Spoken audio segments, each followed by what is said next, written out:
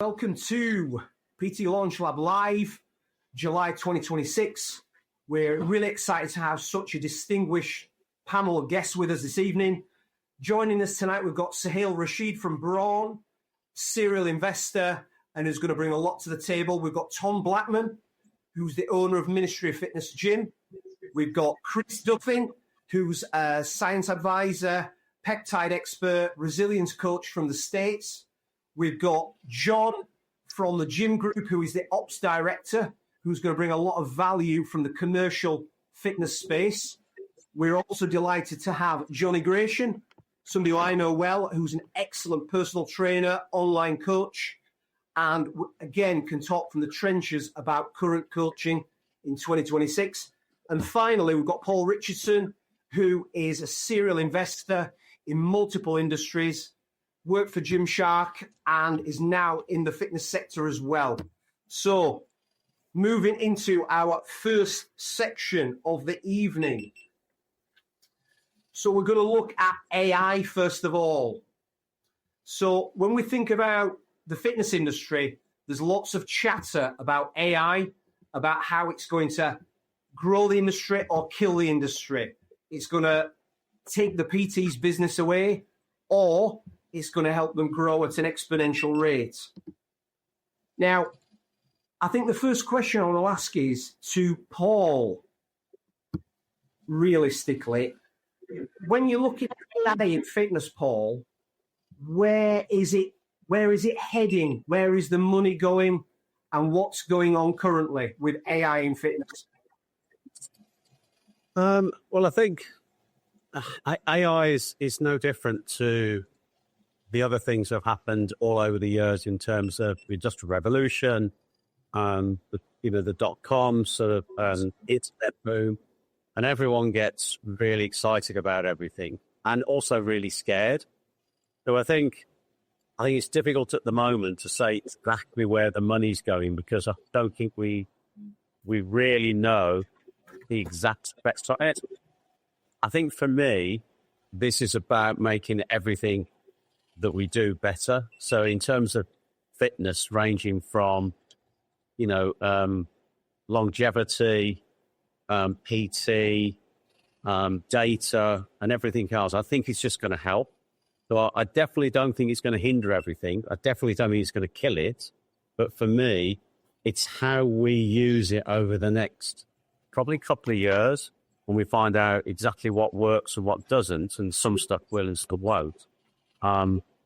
But I think it's difficult at the moment almost to put your finger on exactly what will happen, except for me, it'll make it better, just like engines did, the internet did, etc.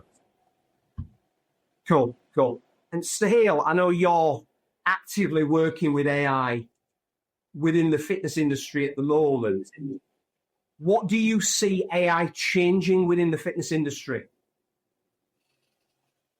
So I'm going to give you a very personal story over the last 10 days. So I went to France with the kids and did a road trip. And I had a highs and lows experience of AI. So AI managed to organize my trip, where to go, what to do, what hotels to stay in. But it also sent me to car parks that didn't exist, car parks that didn't have the height capacity for my 4x4. And it also sent me to locations that were completely made up in terms of how far they were and the taxi ride from A to B. And I think, Miles, that is exactly where we are with AI today. There are huge gains to be made, but unless you put guardrails in place, and unless you really manage it in terms of what it can and can't give you verbatim advice to do, it can actually be really inefficient. And I think that's a real issue over the next 18 to 24 months. However, where AI is going, and I hate to sound like the twat Elon Musk after what he's done recently, but actually what he said, Miles, is spot on. In 5 years' time, the ability that AI has at an intellectual level is completely different to where it is today. Like, we are already looking at a world where 6 months ago we weren't asking the questions that we were. ChatGPT, Lovable, Claude, etc., etc., etc. Like 6 months ago was completely different to where it was 12, 18 months ago. So the way that I like to answer his question, Miles, is it's not really where the models are today. It's where the models are going to be, and what does that mean? And I think the efficiency benefits are still to come. And I think that the way that the gym industry and PTs and members use AI today is actually not too dissimilar to how they're using Google and how they used to use Google. However, and this is the key bit, particularly for people like Jonny and John and Chris and Tom on this call, as operators and PTs and ambassadors for fitness, someone needs to feed the dog, by the way. Where we go in 6 to 12 to 18 months is about thinking where the model's going to be. What are people going to be using AI for in 6, 12, 18 months? And what are the gaps? And I was actually chatting to Paul about it earlier. So my view, before I kind of let someone else talk, is we're going to be super, super efficient as a race. More efficient than we've ever been. Because literally, intellect, efficiency, time, effort, ROI, like the rules are being rewritten. You know that, Miles, in terms of all of our businesses. What does that actually mean to Gen Pop? Abundance, time. ROI for time is going to go through the roof. What does that actually mean? What does that translate to? It means to more time than generations before. So when I look at AI, I think in-person, experience, physical, anything that you're doing that revolves around a physical site. John, you've got 250 sites. Now it's 1 million people. 1 million people wanting in-person physical experiences. That's actually an opportunity, Miles, rather than a negative. And I think we look at AI as a negative when actually it's not. It's an enabler. Yeah. That's my view. Agree. And just, Tom, if I can come to you now, as an independent gym owner, where does AI fit in currently for an independent gym to help your business and help your members and help your coaches? Yeah, it's interesting because John's here as well. So I don't know if that was deliberately made up so we could have a good row over independence versus which I think that independence has always been, in terms of like big groups, is the personalization as possible. Because with independence, and obviously Mars, you're an independent gym owner, you only have like maybe 1 or 2 or maybe 3 sites, which gives you a much more personal experience. And AI, in terms of what it can give the independent gym compared to the big commercials with our hundreds of sites, is that real personalization. I thought people have, especially what I've seen them owners be doing with AI, is actually depersonalizing the experience. And I mean, I did a bit of a meme thing on this on Instagram where we see all these posters now, which is basically just, make me a poster about my event that's coming up, and they all look the same. And with this rush to embrace AI, independent gym owners are actually going the opposite way and depersonalizing their business, because their view of, say, ChatGPT or whatever else is, how can I get rid of tasks I don't want to do, rather than my view on it is, how can I make tasks which are behind the scenes, which people don't see and will never see, how can I make those faster, and so I can spend more time on the personalization? An example of this is, for my gym, I give everyone a smart meal plan. It's tailored to their stuff. We used to work out all the calories and macros and everything else like specifically for that person. Excuse me. I've now built a system which goes through like making about 5 different things with Claude linked into it, which they fill in a form. In 5 minutes, they got a diet plan back. It used to take me like a day or so with my BA editing it all out to get back to them. Now it's literally 5 minutes. They fill out the form. It does all the stuff, calculates it to the stuff that I would do normally anyway. and they get a diet plan and macros and advice on how to eat, etc., in 5 minutes, which is a massive USP for me because no one in Bristol does that. So that's some way I've done the behind the scenes stuff to make it more faster, so that we can get on with the personalization stuff. So we can be on a call with us and say, all right, let's do your diet plan. Right, by the time we finish the call, you've got the diet plan in your inbox. Now let's talk about how to implement that. And I think that's maybe where independent gym owners are missing the trick here. They're using ChatGPT for like the top level basic stuff, when they really should be going, oh, how can we make the experience of the member better, and we can get more personalization, but make all the boring admin stuff quicker. That's my view on it. Okay, Jon, in the gym group, which is obviously a massive player in the UK industry, how is AI helping you grow as a chain and help the member experience? Yeah, thanks. Yeah, I'm not going to disagree with you, Tom. Don't worry. So I mean, AI is going to create efficiencies across many sectors, and our health and fitness is no different. I tend to agree with Tom's sentiment that even looking at it from a large nationwide business that you want, that actually certainly operationally we want to be using AI to reduce the amount of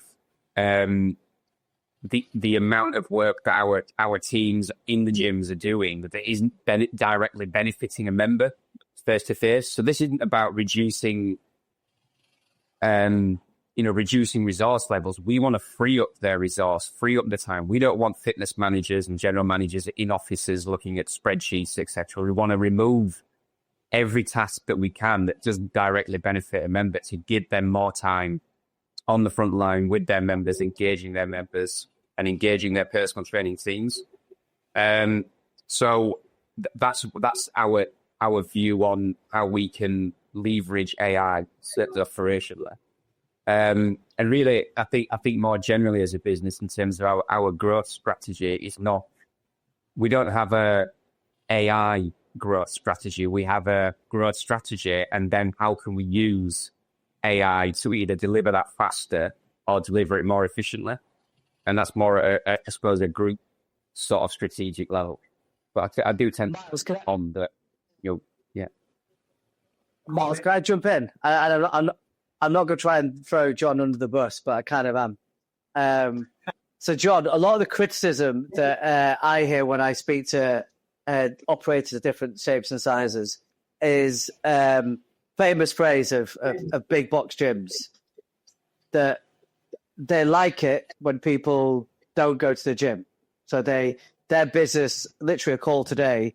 So the big box gyms, their business depends on people paying for their membership and not coming to the gym. And very, very recently, in the last 7 days, Planet Fitness launched we have integrated AI with our CRM, and the backlash on LinkedIn was, it means that they don't need to talk to their members. The big box gyms don't talk to their members. Now, I know you. I know how much the gym group is actually really, really dedicated to improving member experience and PT experience. But as a big box gym leader, I'm really keen to understand, how do you see AI in improving or disproving that concept that big box gyms don't care about people coming to their gym? Serious question. No, and I'll always give you a serious answer, Sohail. So I certainly don't buy, certainly from our sort of commitment is we don't want we want members to be using the gym, and we have a higher percentage of members that are active than ever before, and the average visit per member is also higher than it's ever been. And that's a deliberate strategy. We don't want people not using it. The business doesn't rely on people not using the gym. How can we use AI? So, in terms of that personal touch, yes, you're absolutely right. It will always be number one on our operational strategies. How can we improve the member experience? But I think as, time goes by, less less percentage of people, if you want that direct personal touch from a human being, if you want, and that's where digital comes in. Some people want a personalized digital journey to be on, and that's where AI can feed into that as well. But listen, we have a continued commitment to how we can drive in-gym experience, but that doesn't just revolve around face-to-face interactions. More people in the gym now will have their headphones on, doing their own thing. But again, yes, we are a high volume business. But like I said, we have more active and more frequent usage than we've ever seen. Super. Cheers, for that, John. And one last AI question. I want to go to Jonny Grayshon on this one. So as somebody who's been in the trenches as a trainer, both in person and online for the past 10, 15 years, Jonny, do you see AI replacing you? Do you see it enhancing you? How do you see it playing out, Jonny? Well, just to touch on what a couple of the guys have already mentioned, I think it is a little bit of a double-edged sword for personal trainers at the minute. It's definitely has the ability to make you more efficient, offer a better service like Tom mentioned with his nutrition plans and all stuff like this. But then again, you've got the other side of the personal training industry, especially on like social media, who are just almost turning into they're just putting out massive amounts of information, what you can just get off Google or ChatGPT, and they're almost turning into, everyone's starting to sound the same because they're just blasting out information and trying to be too educational. And sometimes you can even tell when, it's written by AI. So they're losing that individuality, and they're almost, by trying to be too clever, they're blending in. So, as I said, it's a double-edged sword. You've got the PTs who are using it to their advantage and being more efficient, being more effective, time-savvy and all this. And then you've got the other side who are kind of shooting themselves in the foot and blending in. But just to answer your question about replacing us, no, it's going to, if you use it properly, it's going to enhance you, like Tom's already mentioned. And it's going to make you more efficient. It's going to free up time. You're going to save you valuable energy, not doing all the little crappy, mundane tasks. But if you use it right, it's going to it should leverage your business. Okay. So Jonny, just so we're clear, on all your socials, when you're in your budgie smugglers, that's not AI, that's real. That is actually AI. Yeah, it's not me at all. It's AI. I did think you looked a little bit enhanced down below, so yeah, I did think that. Yeah, I did. And the mustache is stuck on as well. Okay. I think Chris has knocked. I think Chris has knocked off about 10 years on his images of the last 3 months. Is that AI, Chris? Say that again. I said, Chris, you look about 10 years younger when I last saw you. Is that AI? It is not AI, and that's a pretty common question I get when the rare times I am on social media today is the Benjamin Button effect. So, well, Chris, you can It's a real. shortly. Okay, next section, we want to talk about commercial gyms versus independent gyms, and we're going to lead in with John and Tom on this. So, starting with you, John, how healthy do you think the UK gym industry is in 2026? Great question. So I think we have to say starting point is it's very good. If you look at last year's UK active report, it showed the highest ever UK penetration of gym goers, which was at 18%, or a member of a gym or a leisure club. So I think that supports that. And a bit closer to home, high value, low cost gyms, we continue to attract members. Our average membership in terms of volume of members is up around 5%. So we are around that million mark now after the first half of the year. So I think for me, yeah, it's the industry's in good shape. Do you think, John, by the way, hello everybody, that's step out for the technical issue. I've got a question for this. Are you thinking people are joining for different reasons now than you used to be 5 years ago in terms of the industry? Do you think that's changed? Sorry, say that again? Do you think people are joining for different reasons now in the industry? Has that changed over the last 5 years? Yeah, I mean, I think we all know that we all see the industry constantly evolving. I could probably boil that down to two areas. So, you know, we have the gym group it has that strong, high value, low cost proposition that clearly meets. It's a clear need amongst customers, but as a whole, the fastest, you know, it is the fastest growing segment of the gym market as well. But with that becomes a growing focus on supporting an engaged team of talented fitness professionals to deliver that experience. But one other thing that we talk about quite a lot is fitness IQ. So the fitness IQ of the consumer is ever increasing, and I think even more so in the last 2 years, 3 years. You know, we have seen that continued evolution. So it is even more important now that you've got great kit, you've got the right kit, and especially, you know, the demand for strength training in both men and women. But I think really it's that I value, and catering for a really growing fitness IQ of the consumer. John, one question. The growth you mentioned at the gym group, what demographic is that coming from? Is it 18 to 25? Is it 60 plus? Have you got the data on where you think that growth's coming from? Yeah, well, we certainly see Gen Z in particular.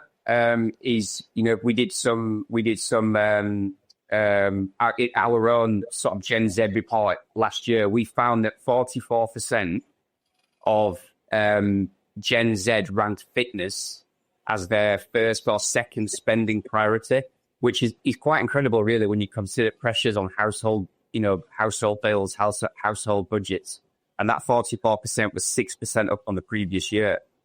And there's also Gen Z talk about how important the social element is within that as well. So again, that was up 7% on the previous year in terms of Gen Z using fitness to socialize with friends. So that is definitely, you know, they're pretty compelling statistics to support that growing trend of Gen Z and how important it is in their lives. John, one of the challenges I've heard in the sector about the Gen Z is retention. So my kind of question is, when that kind of follows through, does that have a positive up?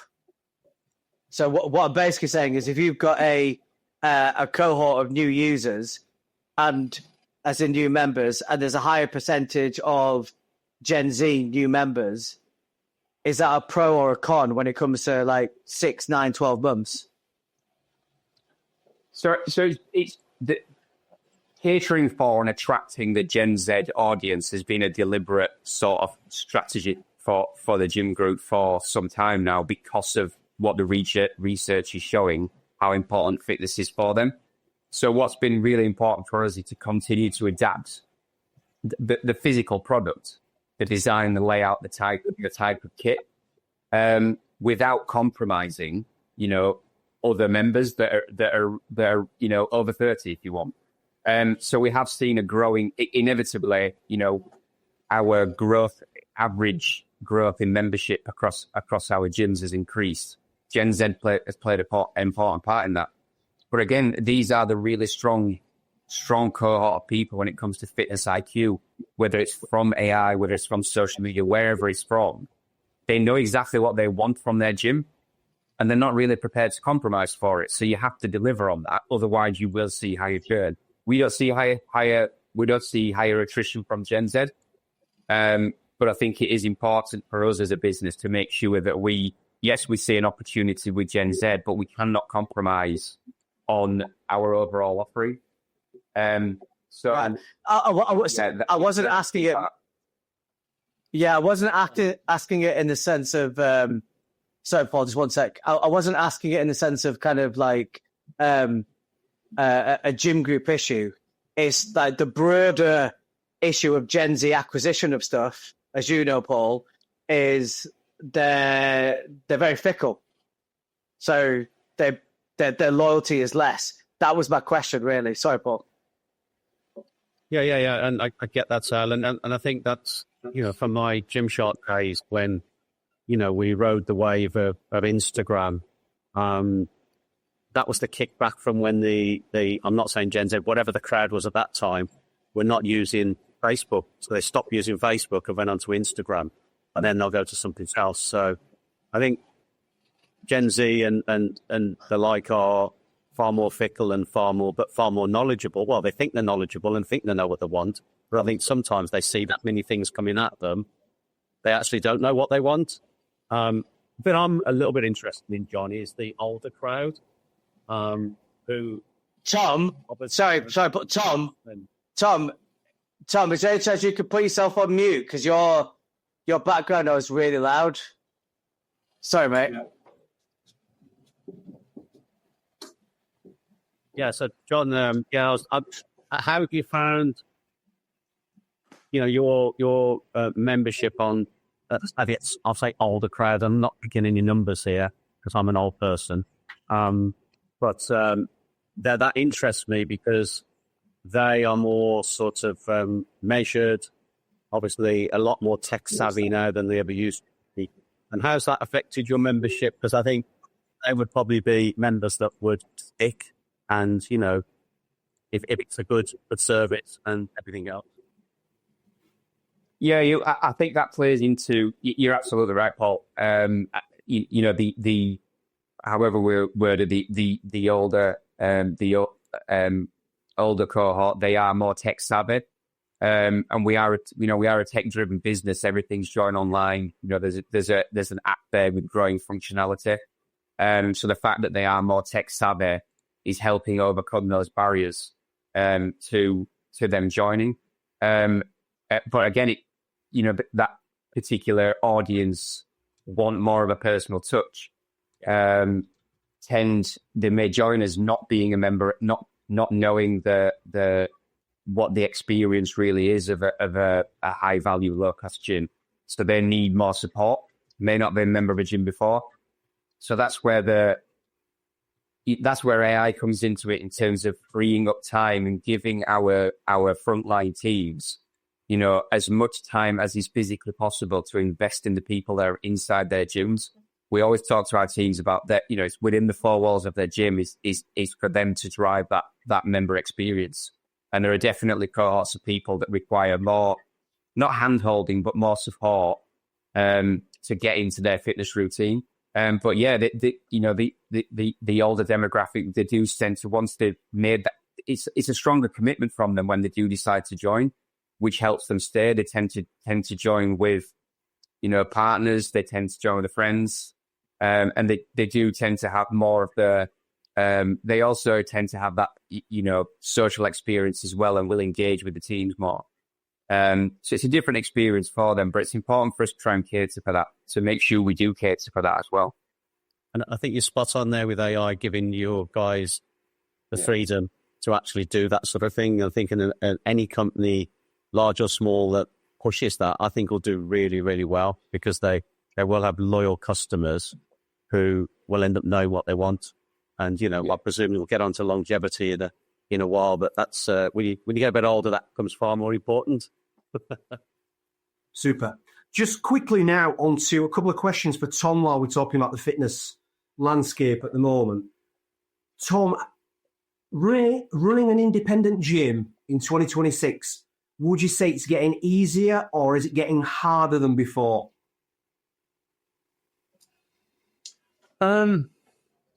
That's it. That's interesting. I think it depends on who you ask. Let me just turn my mic down a little bit. 2 secs. Is that any better? Yeah. Fine. Okay. Yeah. So I think it depends who you ask. There's a lot of gym owners who are not embracing AI or even Facebook ads and aren't moving with the times, relying on like word of mouth and then basically just living in the dark ages, for want of a better word. And for myself, I've really gone into like looking into how AI can help my business. I've done a lot of work on Facebook ads. I've as much as I can move with the times. Now, independent gyms are limited in terms of budgets compared to like big gyms like the gym group. So we've got to be careful how we invest. And I think a lot of gyms are still thinking, let's just buy more kit, and that will bring members in. And to a certain extent, that is true. Like members like new kit and everything else. But as Jon was saying, there's two distinct, I would say, areas that independent gyms should be aware of. The first is the very young generation. I think that's called Generation Z. I'm not up on the terms. They're sort of like under 30 age. They're more likely to be fitness orientated. They're more likely to be going to the gym. There's statistics. I was just trying to find them now on my thing. There's statistics that show that actual like, hub and club usage is going down and drinking is going down, but going to gyms is going up massively. So that group, that age group, are more likely to be going to gyms. However, I think as Jon was saying, they're more likely to be fickle and jump from gym to gym. And they like all the, I think the term is like Soho gyms with like LED lighting everywhere and fancy this and fancy that. They like a nice environment to train in. Whereas on the other hand, if you get like sort of 40s, over 40 group, they're more likely to be loyal members, stay with you for longer, not move, not change, and they're less interested in like fancy things. However, getting them into the gym is a lot harder. And I think the gyms really haven't picked up on this yet, as in where are they focusing their effort, where are they focusing their attention? And I don't think they really know, because maybe no one's guiding them as to how to market themselves. And so you see their adverts are basically just get first month for £10.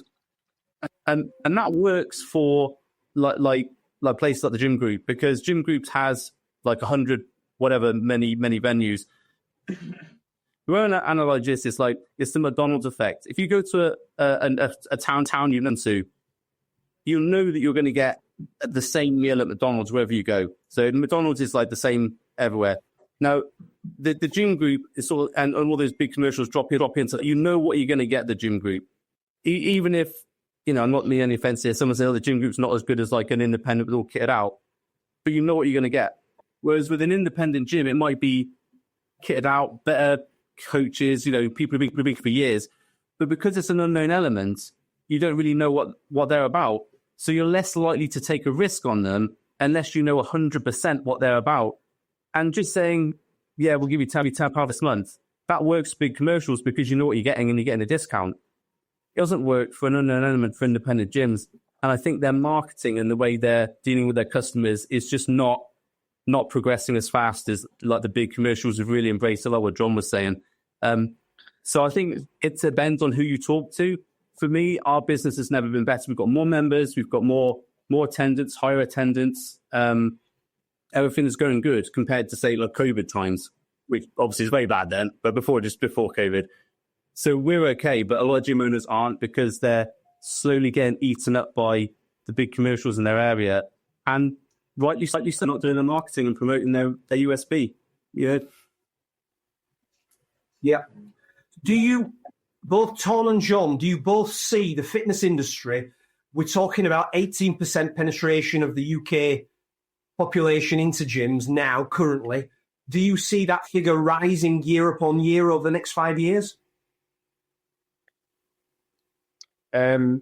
Yes, we do. And I think for a couple of reasons, when you compare it to, other parts of Europe where they're maybe up in the 24%, there is still a way to go to reach those numbers. But I think also when we keep talking about Gen Z, they're a more active audience than ever. That's only going to continue as they get older, and then the next generation, I'm not sure what we call it, behind them seem to be following similar trends. And then we may get onto the topic of weight loss medication and GLP-1s, but we see that area as a tailwind that is opening up more people to the need to have a fitness lifestyle to support their to mitigate muscle loss, if you want. So there's more opportunity, more people coming into the market that maybe wouldn't have if it wasn't for that type of trend. Cool. So I'm going to hand over to Callum now. We're going to talk about the elephant in the room, if we want to call it that, or the biggest positive to ever hit mankind, which is peptides, GLP-1 medication, and where that's going to take the fitness industry. So, Callum, if you want to go ahead with that one. Yeah, so this will be one for Chris. I know this is a big area for yourself. So are GLP-1 drugs one of the biggest changes we've ever seen in health? Is it one of the biggest positive impacts? Has there been anything close to this? So, thinking about this from the gym perspective, if we change our mindset, this is, I believe, one of the largest potential growth opportunities in the field. It is, and so many people are addressing this from a fear mindset standpoint, like, I'm going to lose work. This is infringing on what I do. GLPs lower resistance. They don't build resilience. Okay, that is just key in understanding that mindset, because that's what we do in this world. We build resilience. Just because weight is the primary metric that a lot of people look to see whether I've had success in the gym, it doesn't mean that you're healthier. It doesn't mean you're stronger. It doesn't mean you're better conditioned. You're more mobile. You have healthier joints. You have a higher VO2 max. You have more muscle. You have better bone density. Like, you can lose weight and still be insulin resistant, sarcopenic, weak, inflamed, right? But that tool to help that individual lower that resistance, and then you come in and you can deliver, like I said, what they prior looked to as, that's the hard to be, that's the primary metric. But what do they really want at the end of the day? It's not really the number on the scale, and getting them to focus on these key drivers, those things that I mentioned that are going to be maybe beyond that. Like, what's my energy? What's my vitality? What's my longevity? What's my health? What's my functionality? How do I measure those and bring those to the highlight? And that's what we do, and that's what we provide in this industry. And I mean, it is simply like, it is right there in the medical prescription that GLPs are supposed to be accompanied by weight resistance. Like, that is medically that's in the literature, and every medical provider providing GLPs should have a partner in this realm that they're also involving.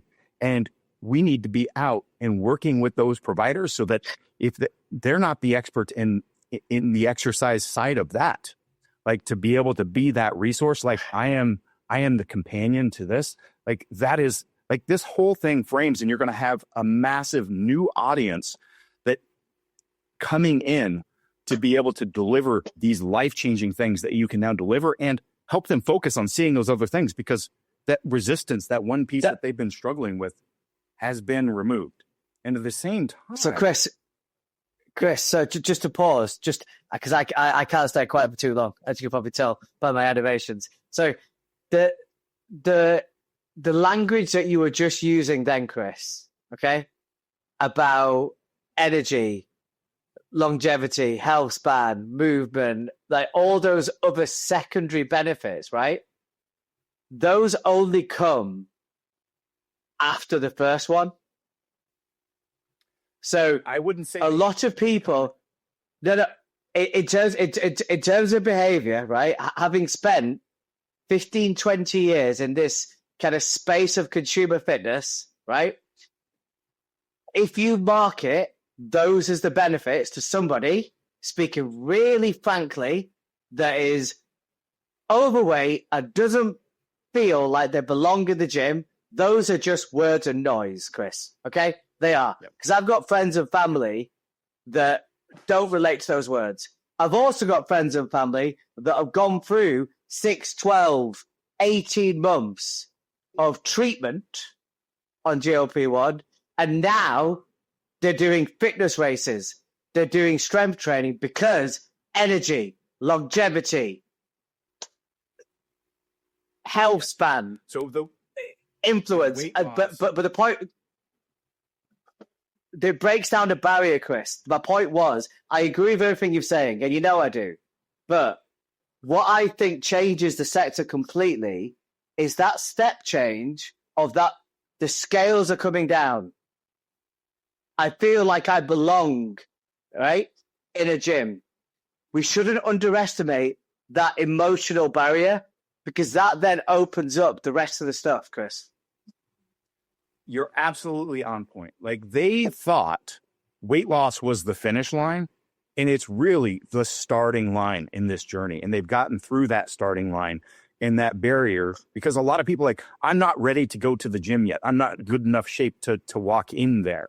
Like, that is a barrier. We may not see that because we're so far removed. We've been removed from that for decades, right?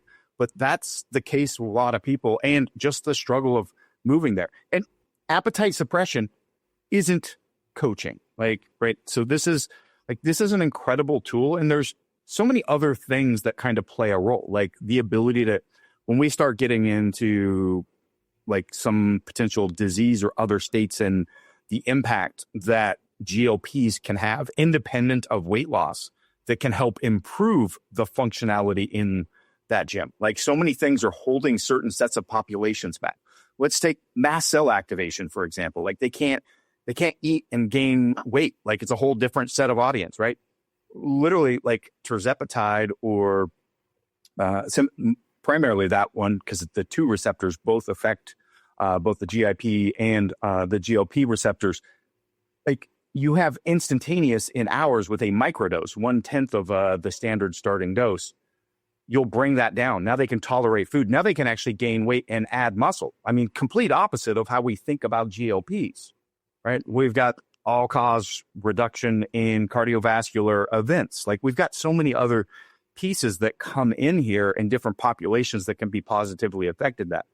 Now, there is when it comes into that companion piece, though, with that clinical provider, there is that side, the negative side that I see in the clinical space of, it's a completely different approach than we take. It is, what is the max tolerated dose?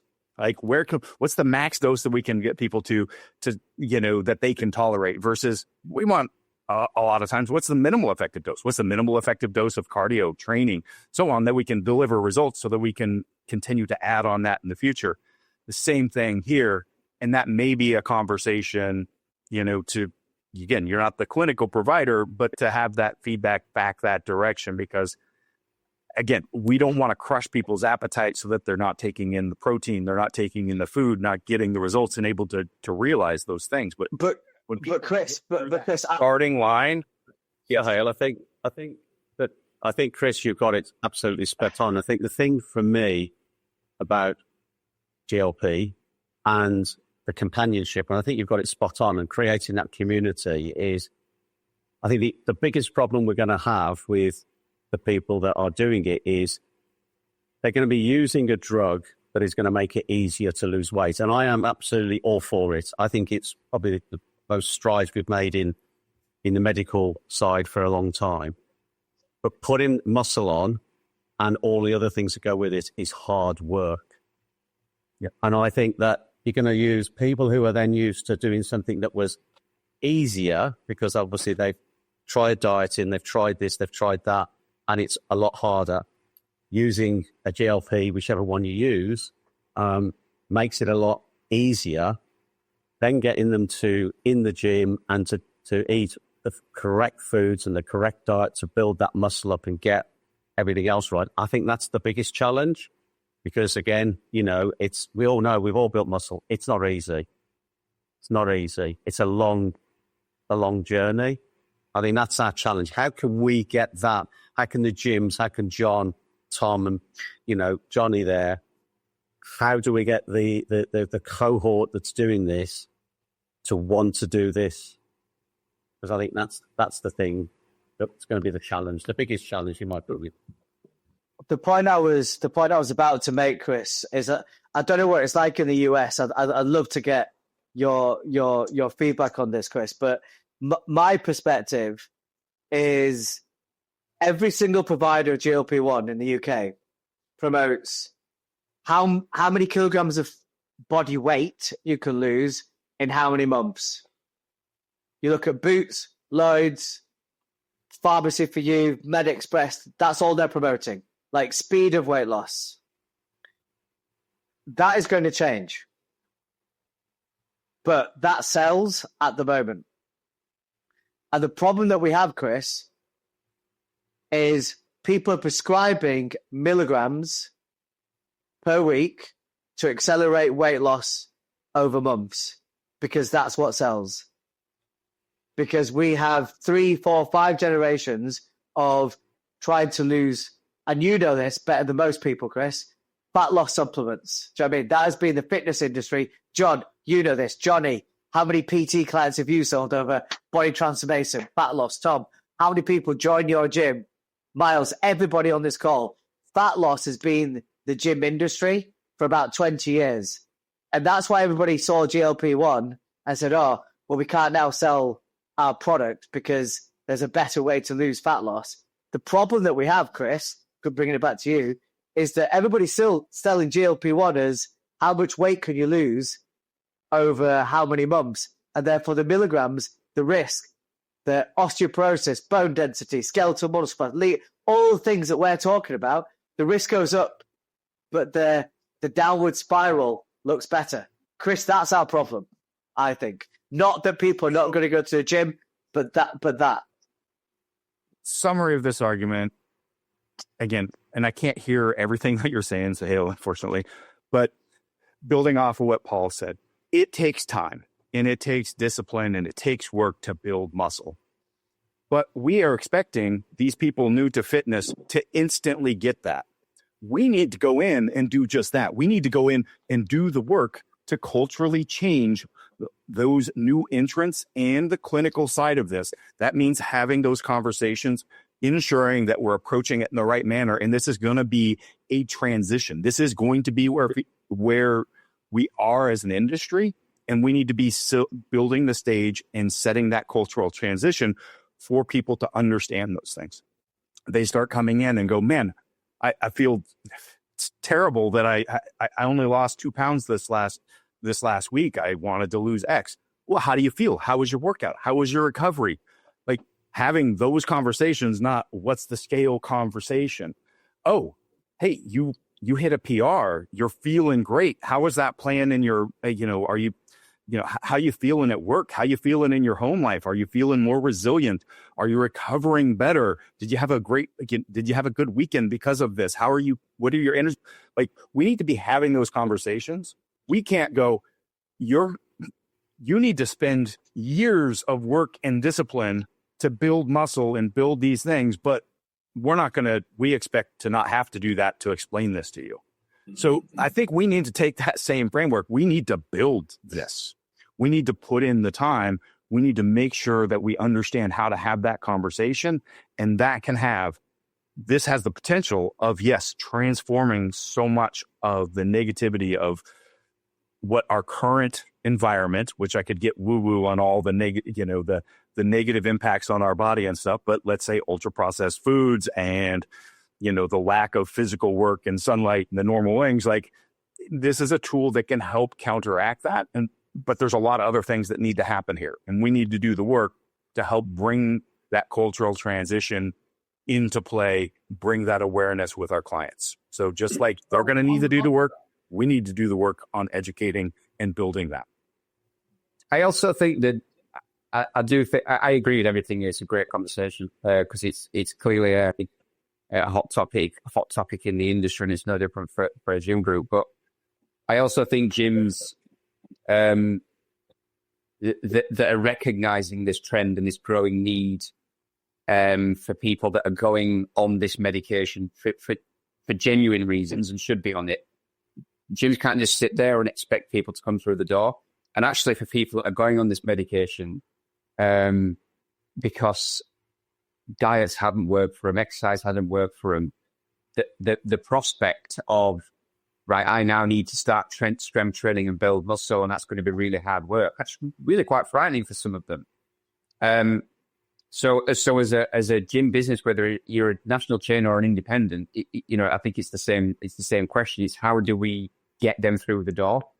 And then once they're through the door, we need to help them go on. We need to help them go on that journey. So we've got to make sure that everyone that works on the front line in the gym has a level of understanding and education and training on GLP-1s, how to spot those side effects, how to support with nutrition.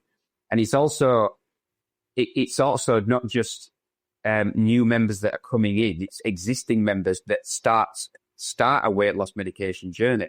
So they're at different parts of that journey. It's how do we accommodate them? How have we got dedicated educational content in the app, or have we got strength-based classes that we're making sure they're aware of? So I think I think as gym operators, regardless of how big or small you are, you can't sit there and think they will come. For us to take advantage of that opportunity, we need to be very proactive with it. I also think, going back to say your point about, listen, for businesses prescribing this medication, weight loss is the hook. It's a very clear hook. It's the obvious sell. There's a lot of talk about how tightly regulated this industry is in terms of who is prescribing and how they're prescribing, the support and education that they're giving people. But I don't think it's consistent enough. We all know of. There are stats out there about how more people are getting it. People that are going on GLP-1s as an increase in their level of spend on fitness. More people are joining gyms off the back of it. But it's not enough. And these regulations are clearly need to be more consistently applied. We will all know of people that are on this medication, start on the medication, and should never be on the medication. And that's the black market, if you want, of this medication. And that's personally a worry for me, because that could damage the reputation, the overall credibility of everything Paul's talking about how life-changing GLP-1s can be for people that need to be on them. So I think there's a big responsibility here for the gym market to be proactive, to take advantage of the opportunities there. Personal trainers as well. This isn't something that should be treated as a challenge to their business. This is a new cohort of people coming into gyms that need to be exercised, need to be strength training. Reposition yourself as a PT to maximize the opportunity. So there's so much that everyone needs to do, but everyone needs to be proactive to take advantage of the opportunity. It will not land on our doorsteps. Jon, just one question there.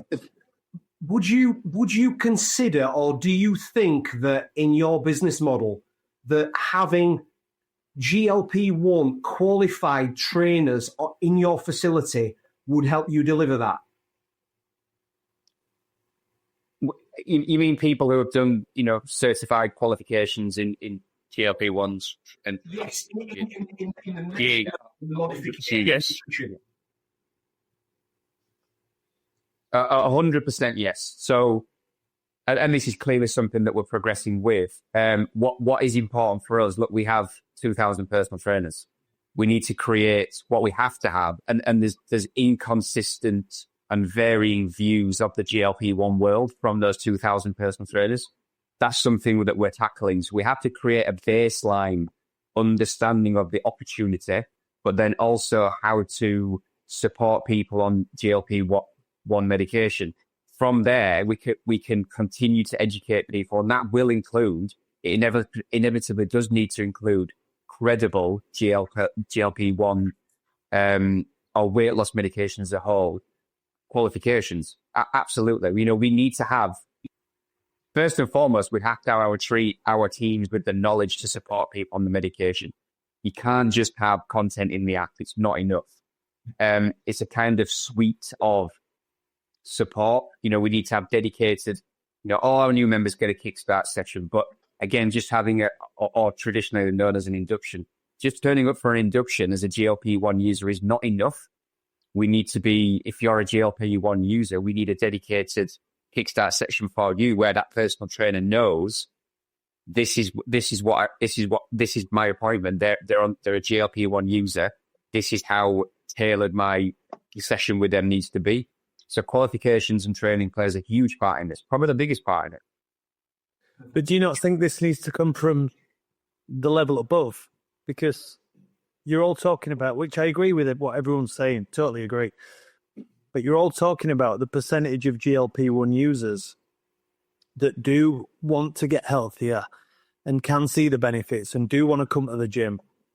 But there's also a percentage of GLP-1 users who have got never any intention of doing any kind of health and fitness. They're just using it as a get out of jail card. Yeah. And I think the regulations or the, the support for these people is, well, they're giving it out too easy. And then they're not even, there's no support to go with it. So there's no aftercare. There should be some kind of progressive plan to get them into a gym. There should be tighter regulations on who can get it. So, Jonny, Yeah, totally agree. So someone gets sued, I reckon, which is normally the way it happens. Someone gets sued at one of the big farmers at some point, then the SH1T will hit the fan, I reckon. I think that's exactly what I was talking about earlier. You sort of got a good cohort of them that it's come easier to do now, and they just might not see that. I think the ones that will be far more dedicated. And I think, John, from you, this is where AI will come in to be able to free your guys up to do more stuff. And, whereas, personal training, sort of AI-based or online, will not benefit these guys. They will need, or girls, they will need the personal touch to get this across.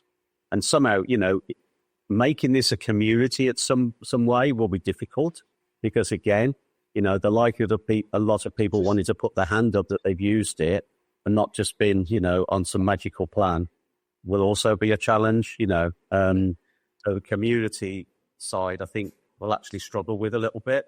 But I think it'll be Jonny. I think you've probably met enough people, as I know for a fact that Chris has, that have been on TRT for many, many years as young 21-year-olds, 25-year-olds, and doing it because they'd like to label TRT. I know for a fact that Chris helps so many people that have been on TRT for 10, 15, 20 years and fucked their entire hormonal imbalance.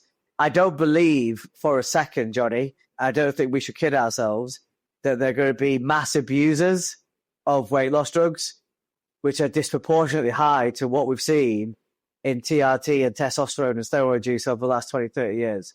That's unavoidable. I think our job is to educate what a good outcome could be. I know, Chris, you're itching to speak. I'll be quick. A good outcome could be compared to what we've all seen in the bodybuilding and the gymbo industry for many, many years. Tom, Chris, I'll let you guys, because you guys are far more closest to me. So, yeah, to that point, like that is a big part of what I do is working with people in this industry that are, trainers, well-known celebrities, so on, but they've damaged their health in this, in this fitness industry. And we correct that a lot of times with peptides and supplements. I just want to make a key point. Everything that we do in this world is literally doing the same thing that peptides are. So peptides are not like a drug like testosterone or thyroid medication. They are a signal. And guess what we do? We achieve results by sending almost the exact same signals via different methods. So that could be AMPK through endurance exercise, some fasting, making sure we're training in a low glycogen state, mTOR through mechanical, loading, through making sure that we've got protein like leucine, resistance training, PGC1 alpha, like zone 2, high intensity interval training. Like these are all like signals that, so we're talking about peptides or GLPs and calling that a drug, but it's a different class. And we literally doing the same thing, whether you realize that or not. So that is something I think that we in this industry need to help educate around that, because you can also, if people are using peptides beyond GLPs in a cyclical manner to do different things, you want to make sure that you're pairing what we're doing with exercise to match that same phasic structure from a training standpoint. So, like it's so one thing, just to jump in, because I imagine Johnny sat there going, like 250 gyms, 1 million members. We can't talk about peptides, gray area, blah, right? The one thing I will just say categorically is if GLP-1 has done anything, it has made people that would always say, I'm not injecting myself with steroids, feel really fucking comfortable with injecting themselves with something. And I think, John, that is game changing. Like the fact that they are comfortable injecting themselves with something that hasn't come from an NHS doctor in their millions is something that we can't just go, oh, well, yeah, well, people aren't going to be... No, they are. They categorically are if they see the weight come down. Sorry, Chris, everybody. It's peptides have been to this like what CrossFit was to barbell sports, 15 years ago. All of a sudden, something that was completely off. Like way too many people are way too comfortable, jumping on somewhere and buying something and injecting themselves. It kind of, as somebody in the industry, I'm like, this is a problem. Jonny, just quick one. With your clients, without breaking any confidences, how much have your clients engaged with you and asked you questions around it and almost put their hand up silently going, I'm taking these things? Is it common? So I've had 3 male clients that have definitely openly discussed and taken GLP-1. For a short term, maybe 2 months, to use it as like a springboard. And obviously we discussed pros and cons, and these are clients who have, religiously trained for years, 5 to 10 years, and religiously been stuck. And it was positive. It was a positive experience, and then they've come off it, and then they've maintained, if not continued, to improve lower weight loss. So out of 60 studio clients, there's 3 guys that have taken it, and then in terms of the females, three guys that told you. You what? Yeah, I said 3 guys that told you.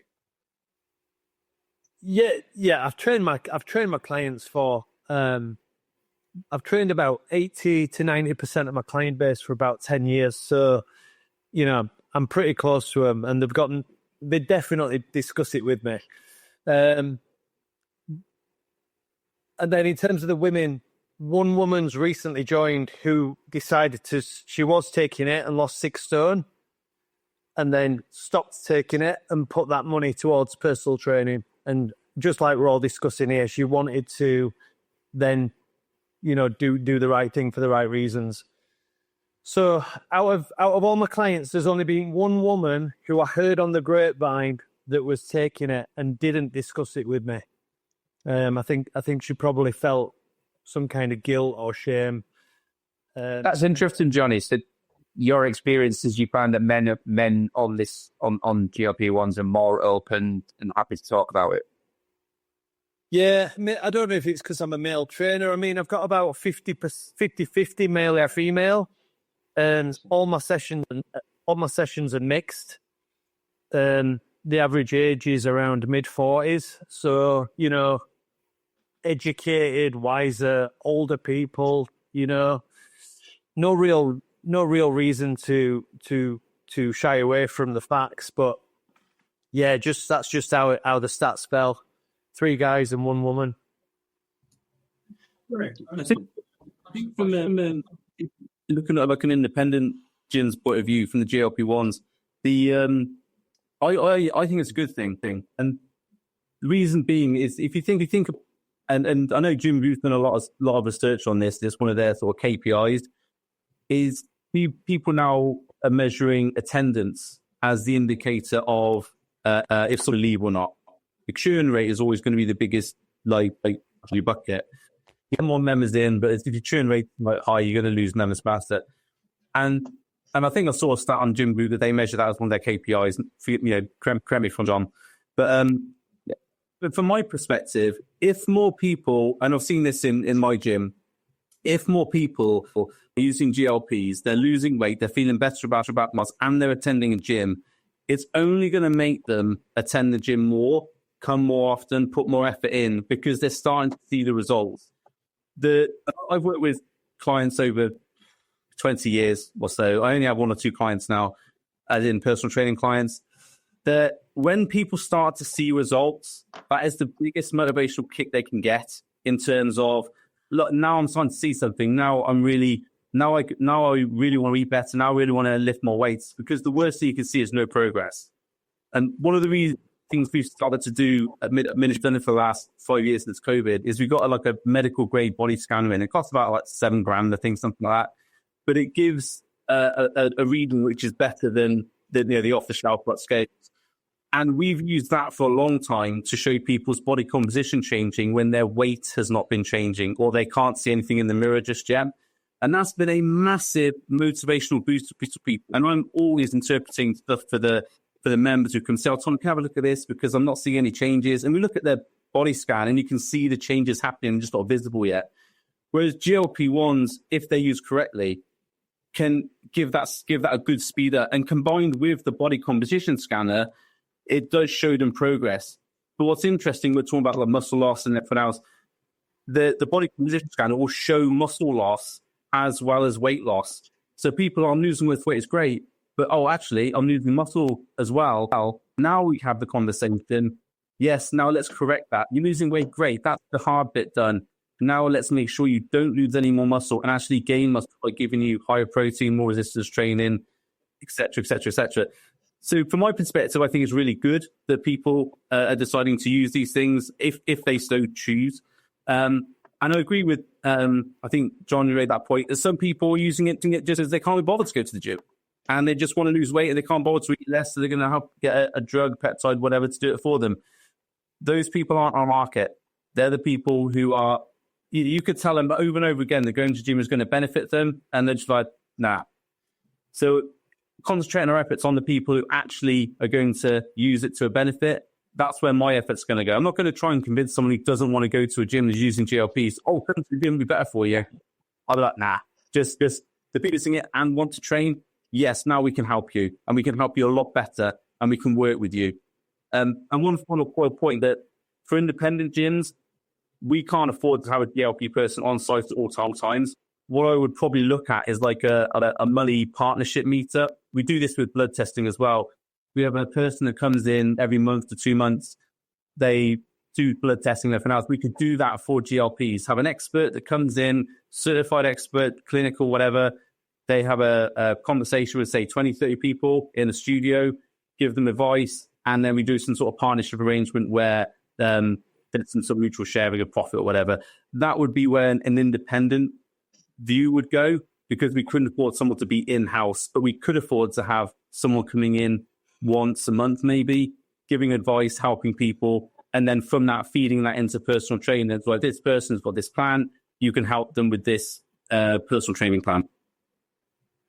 Tom, that is a perfect model to go with, because you shouldn't be like, we should definitely end that conversation. Peptides in a blind without blood work is absolutely asinine, and it doesn't make sense. Like, because the same, like, people want to look at, again, like, here's X result I want.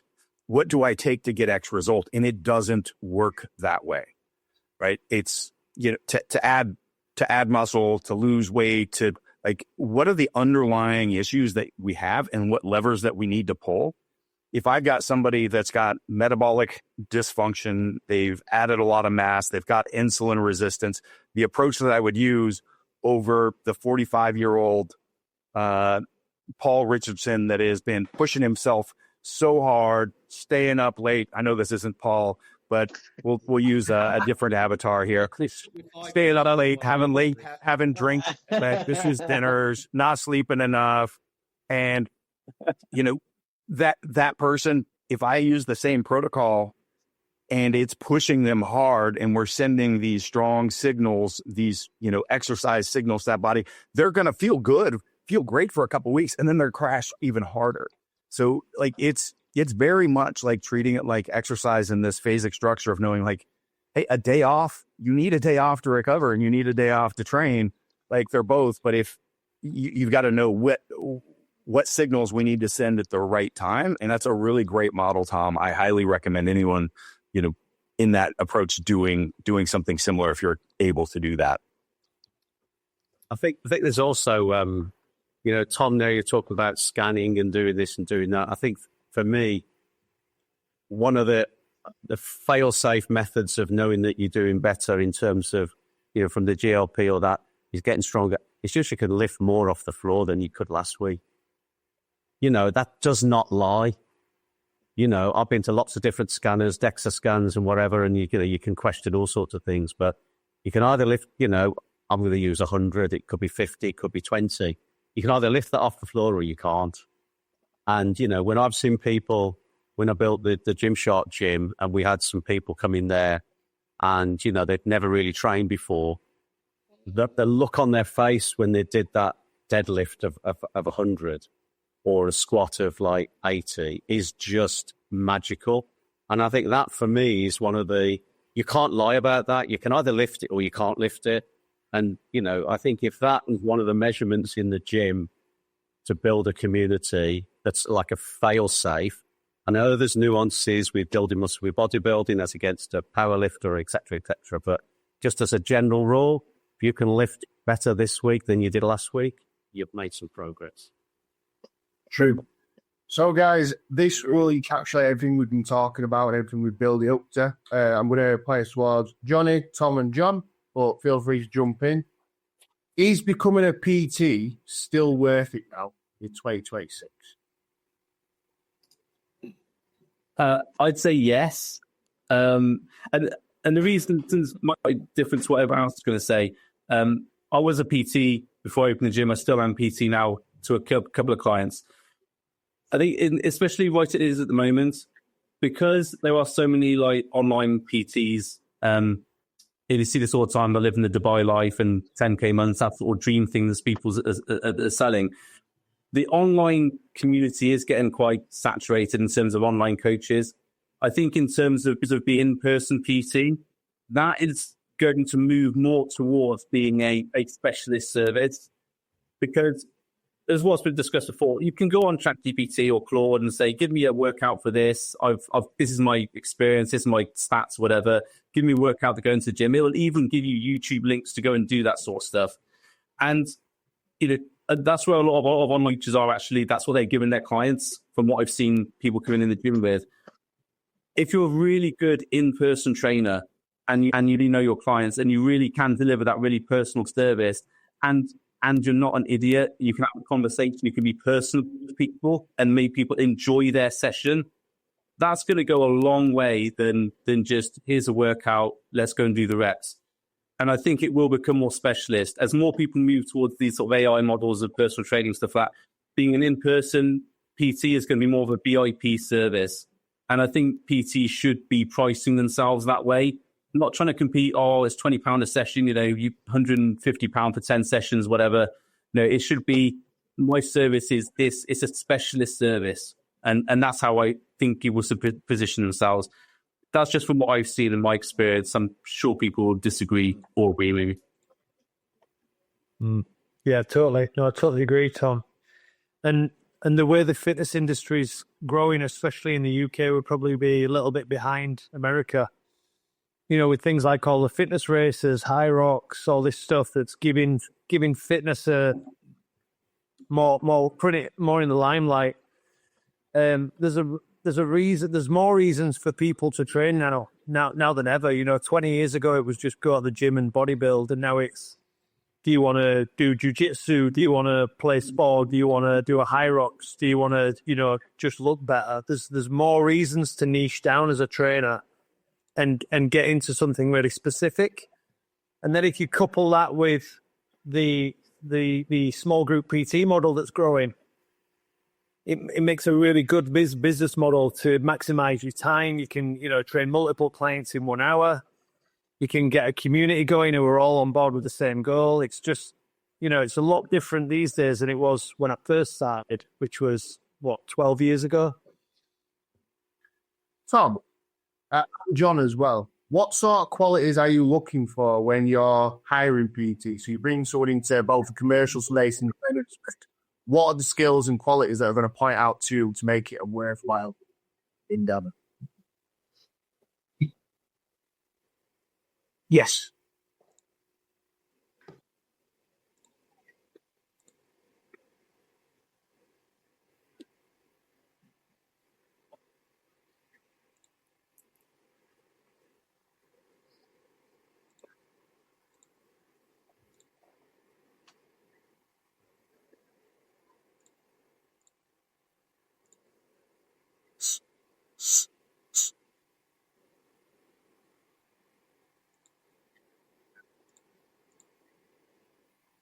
Well,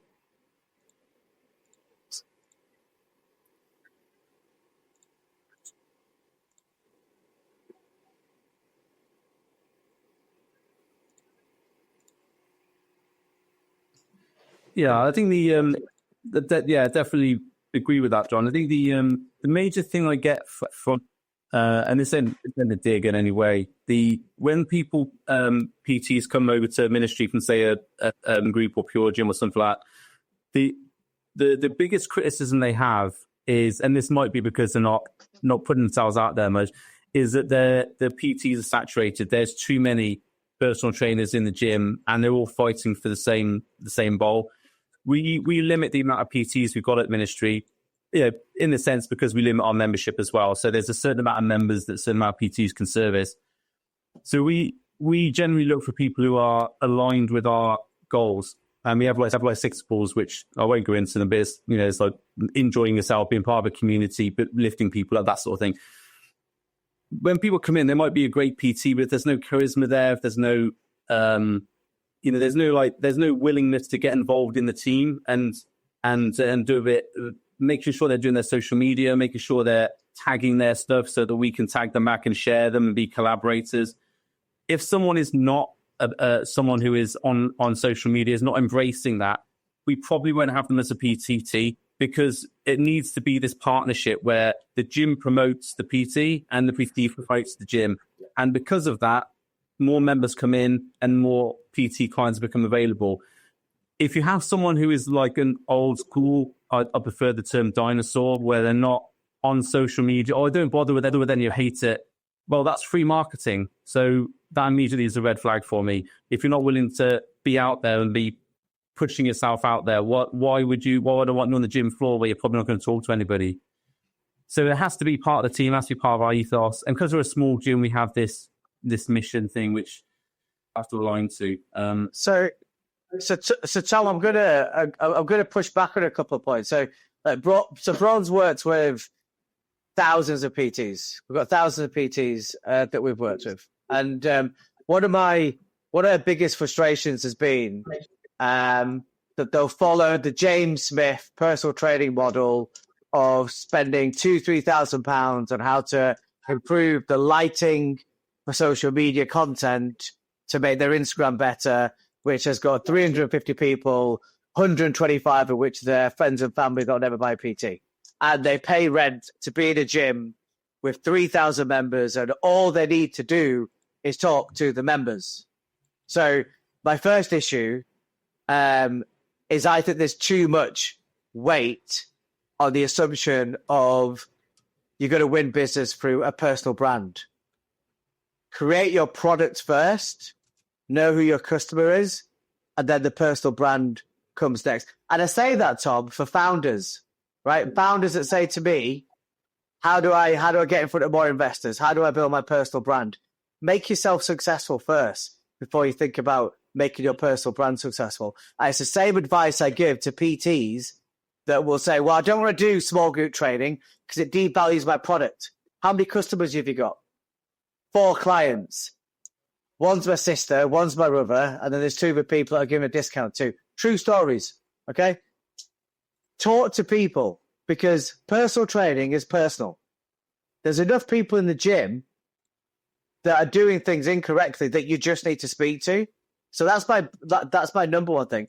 And the second thing, I'm sorry, Tom, I picked on John earlier, so I'm now picking on you, right? I don't think that personal training should be elitist, and I don't think it should be limited to people that are prepared to pay a premium price. And the reason why is because if I look at the amount of people I know, and I'm a loudmouth, as you could probably guess, so I know lots of people, how many of those people have actually done personal training? Not many. How many people would have benefited from doing personal training? A lot of them. It's not accessible enough. It's not inclusive enough. The number one objection for people not wanting to do personal training, and John knows this because I share the data with him, is not affordability. I'm not ready for it. That's the number one reason. When you speak to a member about personal training, I'm not ready for it. They feel like it's something that they need to get ready for. So I actually think, Tom, just to challenge you here, I think you need to make personal training more accessible and inclusive for anybody at the beginning of their fitness journey to know that this is for them, rather than thinking it is, unless you're prepared to pay a premium price, this is not, it's not accessible to you. But there's a few things there. Not every product can be accessible to every person. And personal trainers still have to earn a living. They still have to generate enough income. I like training people. And I'm sure Johnny does as well. And I'm sure if we've all been personal trainers, I'm sure we love training people. But do we like training people for £20 an hour, £40 an hour? I know which one I prefer. And in terms of making it accessible to everybody, there is model can do which are lower priced, which are more group based. I don't agree with the thing that group-based training is less beneficial. In fact, it's more beneficial because the motivation, you got loads of people together, everyone doing things together. That is in itself a massive motivator. And it's actually more interesting, I think, for their personal trainer because they got a few people to work with and they can really get people together. So it's a group training, and this might push back against traditional thinking. The group training shouldn't be discounted if it's providing the result people want. Look, some people are good at one-to-one, as in they need one-to-one. Some people need group training in order to get them moving. It's up for the personal trainer to decide when they have an interview with that person, what is the best thing for them. In terms of more people would get benefits of the benefit of training if more people had personal training. Yeah, I think more people would see the benefits of having a Mercedes if everyone had a Mercedes and it was really cheaper. But not everyone's going to get a balloon, unfortunately. People spend their money on different things. And I'm not going to be the one who says, oh, you're spending this much on Netflix, you could afford a PT. But we make those decisions in life. What is important to us in terms of what we spend our money on? You know, when I was bodybuilding. Yeah, but strength. So strength training is something. I say to people, would you go learn to swim on your own, or would you get someone to teach you how to swim? Would you go pick up a guitar and learn to play guitar on your own, or would you get someone to teach you to play the guitar? So when you go to a gym, the reason why you don't do strength training is because you don't know what to do. You're scared you make a fool out of yourself and you'll injure yourself. So why should that be limited to somebody that wants to spend £180 a month on personal training? And that's my issue. Quick point.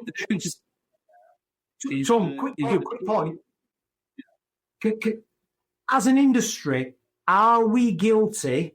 And I'm part of the industry, so I'm saying this. Are we guilty in not showing and demonstrating the true value of personal training? Because you know that old saying, when value exceeds price, money changes hands. Do we have members who still see a personal trainer as rent a friend, rec counter? Do we have, are we demonstrating the life-changing long-term benefits of what a personal trainer can do? Are we doing that well enough? Yeah, okay. So there's a couple of points. The first about swimming, guitar lessons. Well, swimming, you might die if you don't get that right. So it's probably a good idea to have someone who knows how to swim.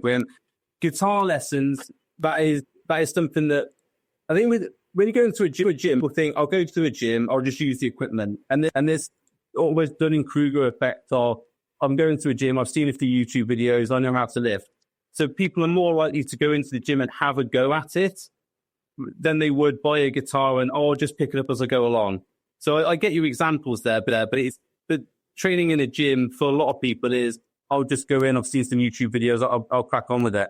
And also get Miles's point that I think that a lot of PTs do themselves right out of business by not demonstrating why their product is worth the money they're charging. I've coached people and people have spent like £1,200 on an 8-week program with me. They got great results, but I've had people say, no, that's not worth it. And the people who said that's not worth it are the people who literally asked me the first question, how much do you charge? And I just go, well, I know from that question that you're not really one of my clients because you'll be asking what the results I can get. That'd be the third thing I'll be discussing first. So people who are more price orientated who ask how much do you charge first, they're probably not the best clients. But you can preempt that with content marketing, information about the products, the results with clients, how you got them, making sure people understand that what you're doing is not just a rep counter, not just someone who is going to stand there and tell you how to lift the weight. It's someone who is going to get you from A to B. So I think, Miles, your point there is that a lot of people don't appreciate personal training because they don't know the value with it. And the problem with that is that there's too many people charging £20 an hour who've just come out of PT school, who don't know what the hell they're doing. And so that's dragged the relationship down because a lot of people who spent £20 on a PT expecting a really cool service have not had that service. And so their perception of PTs is this really crap £20 an hour PT. So unfortunately, the industry does it to itself by lower charging, lower rates, competing with other PTs, try and compete in this small market and lower their prices rather than increasing their quality. That drags it down. So people's perception is the PT is rubbish. So they don't want to charge, they don't want to pay the extra money. There's one view of it. So now this conversation is getting a bit interesting. So I think it's a debate about whether it is a accessible service, where there's enough people that actually want it, where there's enough people know the benefit, and whether there should be more variation and variability for an entry point, which is Tom, by the way, the PT industry's problem in its entirety. I think the people that are trying to price gouge you or knock you down are the ones that don't value their own health and fitness in the first place. They're just coming in for, I'll try it, but I'm not prepared to pay for anything for it. Like Tom mentioned, I think there's too many PTs that are trained to be an expert at everything, jack of all trades. So on you see on their Instagram bio, they're a kettlebell expert, they're a strength and conditioning coach, they're a nutrition expert, they're a fat loss expert, they do everything. But if you do everything, how can you be an expert in anything? Therefore, how can you charge for it? So then they're charging, £20 an hour, but the guy down the road's charging £15 an hour. And then so the new guy charges £10 an hour. It just devalues the whole thing. But then you've got the other PT who only, I train busy professionals. Like, well, everyone's a busy professional. Like, what you on about? And then they try and charge high-end prices and offer a really naff service. But and coupled with the fact that you've got egos from men saying they don't need a PT because they're men and they don't need to be told what to do in the gym. And then you've got women who are probably maybe a bit scared and intimidated about hiring a PT. So there's all different. And then you throw AI in the mix, and they've just Googled or gone on chat for a new gym program, and they think they know everything. So all that combined creates a real issue for PTs, and it's very few and far between that the good ones stand out, and can break through all that information.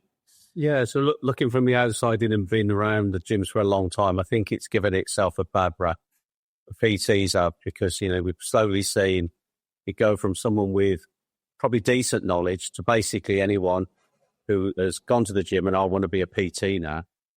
And I think that industry will probably, I hope, and I think it will change, because I think that people will be built more demanding, expect results. As you guys have both said, it's, rep counters, someone to talk to, blah, blah, blah, blah, blah. And I think that sort of, that area needs to change, where it is something that's based on results. But, every industry is the same, whether it's, someone selling T-shirts, someone will sell them cheaper than you, than someone else. But, it's quality that counts generally and comes through long term. So I think it's just industry changing. And, John, you've got many, many PTs, and I'd imagine you've got some really, really good and some not so good. And hopefully, you're trying to blend those through. I think training of them, I think getting them to be part of the community within your business. And I think a combination of them being socially aware and socially adept to be able to talk to people. I think they just need to put more effort in, because I think a lot of the PTs that I've come across, they're just doing it almost because it's something to do, and it seemed like a good idea. And £15 an hour is more than I can get somewhere else. Whereas, you want to with ambition and want to be good and do good things with people.